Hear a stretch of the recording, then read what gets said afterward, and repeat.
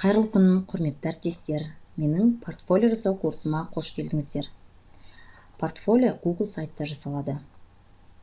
Ол үшін сіздерге компьютер, интернет және ниет болса болғаны. Мен сіздерге портфолио жасау үшін не қажет екенін алдын ала жіберетін боламын.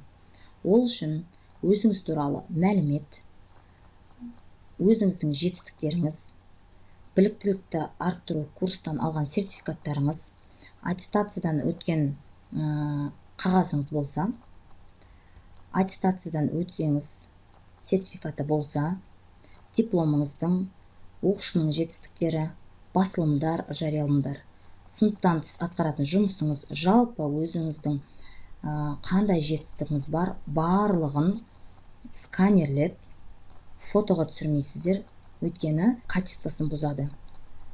Папкаға дайындап қоясыздар.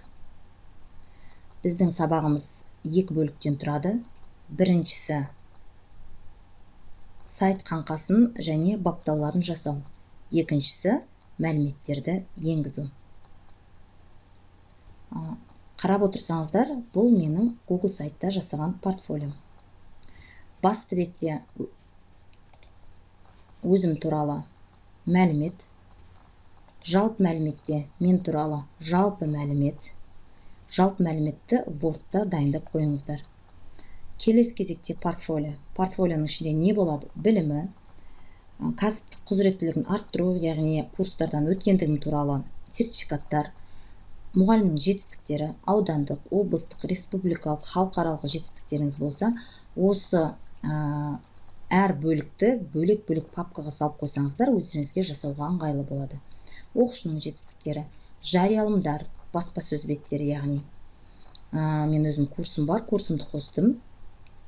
Педагогтың ғылыми әдістемелік жұмыстары, өзіңіздің қандай жетістігіңіз бар, не қосқыңыз келеді, барлығын осы портфолио бөліміне қосасыз. Және бейне сабақтар. YouTube'дағы өзімнің бейне сабақтарымды, бейне дәрістерімді, сыныптан тыс өткізілген түрлі іс-шараларды, жаңағы YouTube каналымдағы сабақтарымды да осы портфолиоға жинақтап қойдым.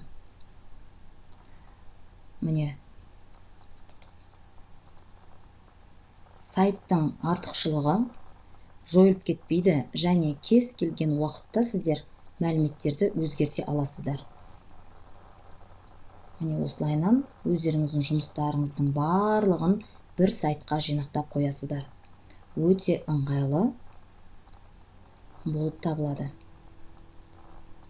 Міне портфолио, білімі десек, бізде білім туралы мәліметтер шығады. Яғни мен өзімнің жаңағы дипломымды приложениесімен қашан, қай оқу орнын бітірдім жазып қойдым. Келесі кәсіптік құзыреттілігі деген бөлімді ашқан кезде біздің курстан өткен сертификаттарыңызды қосып қойсаңыздар болады. Бұны қалай қосамыз, оның барлығын мен сіздерде екінші сабақта көрсететін боламын. Ал енді қалай бастаймыз? Ол үшін сіздерге тек Google аккаунттарыңыз болса болғаны. Барлығыңызда Google аккаунт бар деп ойлаймын. Ол үшін бізге жаңағы Google'дың бетін ашып аламыз. Шетінде нүктешелер бар, білесіздер. Нүктешелерді басқан кезде Google дискке барамыз. Сайтты жасау үшін Google дискке барамыз. Google дисктің ішінде бізде создать батырмасын басамыз. Және еще деген батырманы басамыз да Google сайты деген батырманы басамыз. Сайтты басқан кезде сіздерде бірнеше шаблондар беріледі. Менде бірден ашылды, өйткені мен жасап жүрмін. Сіздер пустой бет ашылады. Сол жерде плюс батырмасын бассаңыздар, сіздерге осындай сайт без названия деген жаңа сайттың беті ашылады. Енді біз бірінші кезекте өзіміздің баптауларымызды жасап алуымыз қажет.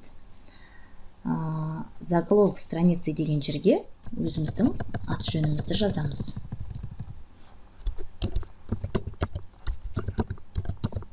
Портфолио. Набековна, міне енді тура Word'тағыдай біз баптауларды реттейміз. Ортаға қоямыз. Қойлыбаева Гүлнұр дегенді кішкене үлкейтеміз. Түсін өзгертеміз. Түсі ақ болып тұра берсін. Шрифтін өзгертсек болады. Портфолиомыздың міне шрифтін өзгерткілеріңіз келсе, мына жерден өздеріңіз шрифті таңдай бересіздер. Times New Romanға қойайын. Міне, енді изменить изображение дегенді басасыздар. Егер сіздердің өздеріңіздің дайын суреттеріңіз болса, загрузить деп басып, кез келген өзіңіздің жаңағы жұмыс үстеліңіздегі суретті әкеліп қоюға болады. Мен выбрать изображение деп осы жердегі дайын суретті қоямын. Міне бізге бірнеше суреттер берілген. Осының ішінен мен мына суретті алып қоямын.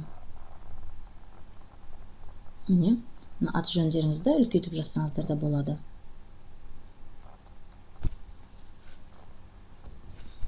Бізде обложка деп үлкейтуге болады. Большой баннер кішірейтсек болады. Міне, осылай кішірейткен дұрыс деп ойлаймын. Келесі кезекте енді біз жалпы мәлімет, басты бет, портфолио деген баптауларды, жазуларды шығаруымыз керек. Ол үшін сол жақ бетте біздің мына баптауларымыз, портфолионы жасауға арналған алаңымыз бар. Осы алаңда вставка деген бұл екінші сабақта көрсетемін мен. Бұл біздің мәліметтерімізді енгізетін баптаулар болып табылады. Страница дегенді басамыз. Главная страница. Енді біз главная страницаға атауын өзгертейік, қазақша қылып. Басты бет деп өзгертеміз. Біздің портфолиомыздың басты беті. Басты бет.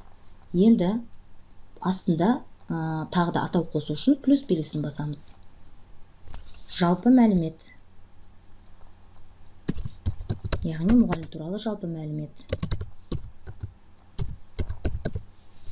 Готово деген батырманы басамыз. Міне байқасаңыздар, басты бет, жалпы мәлімет деген жазулар шықты.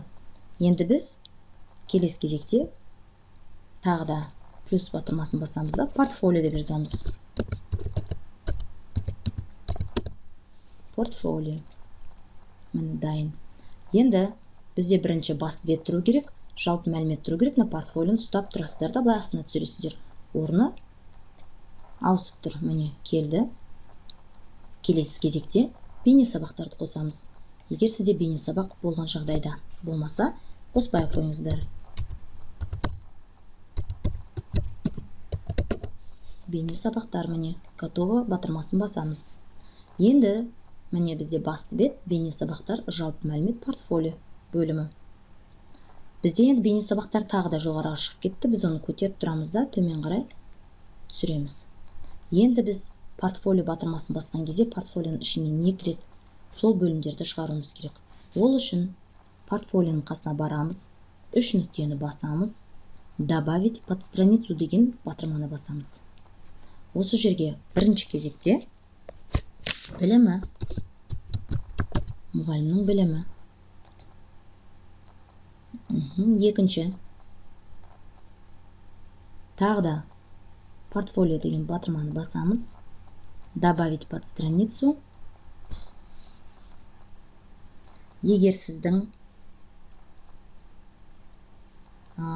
екінші бөлімге сіздің курстан өткеніңіз туралы мәліметтер, кәсіби құзыреттілікті арттыру, біліктілікті арттыру деп өзіңізге ыңғайлы етіп жазсаңыз болады.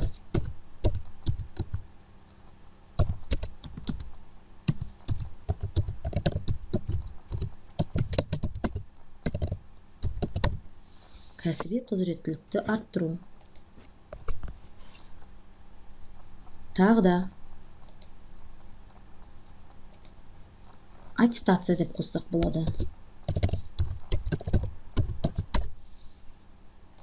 Яғни өзіңіздің аттестациядан өткен куәлігіңізді суретін қойып қойсаңыз болады. Келесі кезекте добавить под страницу, мұғалімнің жетістігі.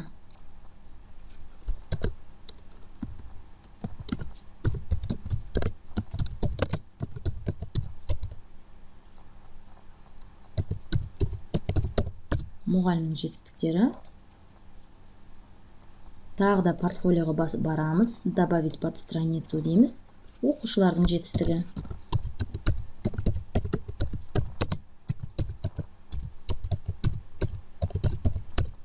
Оқушылардың жетістіктері. Готово батырмасын басамыз.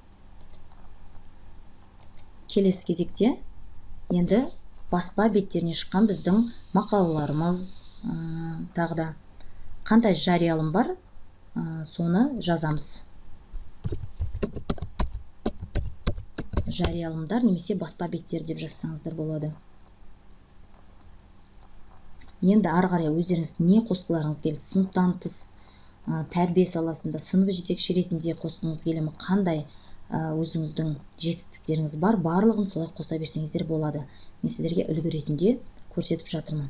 Енді қарасаңыздар, міне, білімі, құзыреттілігі, аттестация, мұғалім жетістігі, оқушының жетістігі, жариялымдар деп осылай бөлім-бөлімге бөлініп тұр. Мына баптаулардың барлығын мен екінші сабақта көрсететін боламын. Шрифтің барлығын өзгертуді. Енді кезекте біз портфолиомыздың қаңқасын жасап алдық. Опубликовать деген жер бар. Осы жерге сіз өзіңіздің портфолиоңыздың атауын жазып қойсаңыздар болады. Мысалы, ағылшын тіліне енгіземіз. Гүлнұр. Егер бос болмаса, қызыл белгі шығып тұрады осылайынан. Электронды портфолио десем. Егер бос болса, осындай птичка ұрылады. Опубликовать деген батырманы басамыз. Міне, ашып көрсеңіздер болады, сіздердің сайттарыңыз дайын. Портфолио деген кезде біз қайтадан астында қаламшаны басамыз. Енді біз тағы да ары қарай баптауларымызға көшеміз. Мына жерде қарап тұрсаңыздар, настройканың белгісі бар. Осы настройканы басасыздар.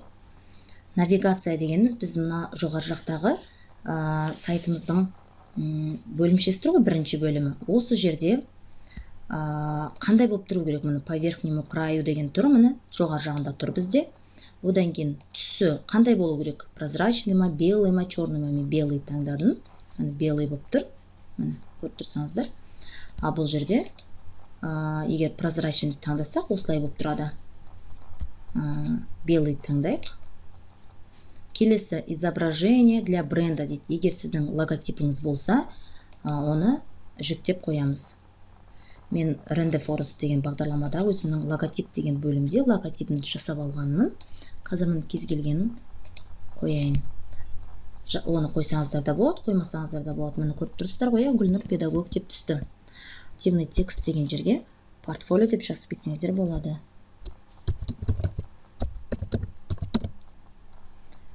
Значок сайта дегенге қайтадан өздеріңіздің жаңағы логотиптеріңізді қайта жүктесеңіздер болады. Егер логотип болмаса, қажет емес.